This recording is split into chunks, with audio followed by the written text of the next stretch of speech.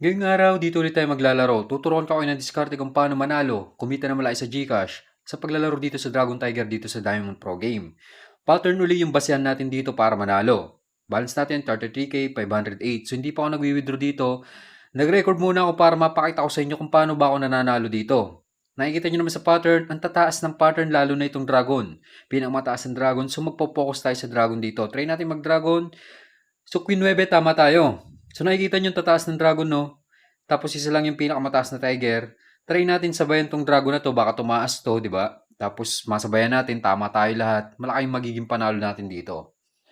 Next round, dito ulit tayo sa dragon. Hindi na ako mag-iisip kung anong tatayan ko, sasabay lang ako sa flow ng pattern. Dahil dragon ang pinakamaraming lumabas, dragon tayo ngayon dahil dragon din yung latest na lumabas. So tulad dito, tama naman tayo, 2,000 ulit yung taya natin.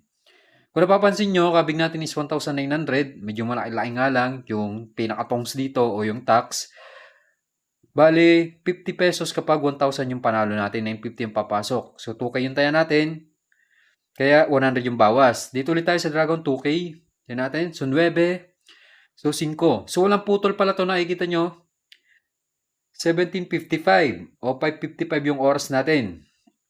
Total balance na natin, 39K, 208. So, next round, Dragon pa rin tayo dito. So, nakikita nyo, mukhang tataas nga to. Swerte tayo kapag tumaas to dahil sinasabayan natin yung Dragon. Dito ulit tayo, Dragon 2K, so 4, so 2. So nakikita nyo, mababa na yung 4, pero nag-2 pa itong Tiger. So ibig sabihin, may planong tumaas itong pattern ng Dragon. Sasabayan lang natin yan, 41K, 108 na yung ating balance. Try natin pabutin ito ng 50K, o kaya magkamali man lang tayo ng isang taya, ikakashot na natin itong balance natin. So hindi pa tayo nagkakamali, naka 4 hits na yata tayo. So dito tayo sa Dragon ulit, so Jack, mataas na yan, so 3, tama ulit tayo. So total balance na natin, 43K na. So mga apat na tama na lang, okay na yan. Pwede na natin i-cash out yung balance natin. So sana tumaas pa tong dragon. Nakikita nyo, nasasabayan natin, no? Unang pasok pa lang natin, puro dragon taya natin. Hanggang ngayon, hindi pa nagta-tiger. So dragon pa rin tayo dito, taya tayo ng 2K. So G's, so 4, tama naman tayo. May kabig ulit tayo 1,900. So 3 hits na lang, okay na ako dito. Mapabot ko lang to ng 50K. Kahit hindi 50K, basta magkamali lang tayo o mag-dragon. Kakashoot na natin itong balance natin. Ang pinaka-discarte talaga sa paglalaro dito sa Diamond Pro Game, mapa-Dragon Tiger o kahit saan games dito sa Diamond Pro Game, huwag kang magiging greedy.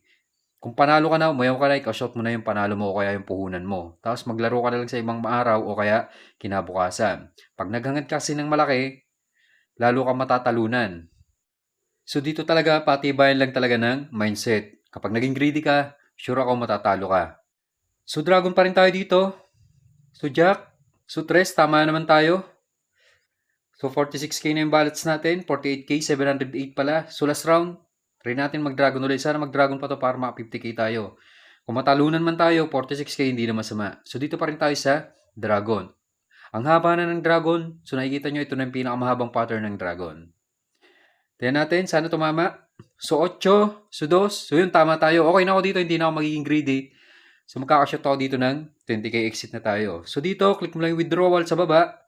Then i-type mo na yung amount kung magkano ikakashot mo. Withdraw tayo 20k. Maghintay ka lang ng ilang minuto, ilang oras, papasok na sa Gcash mo yan.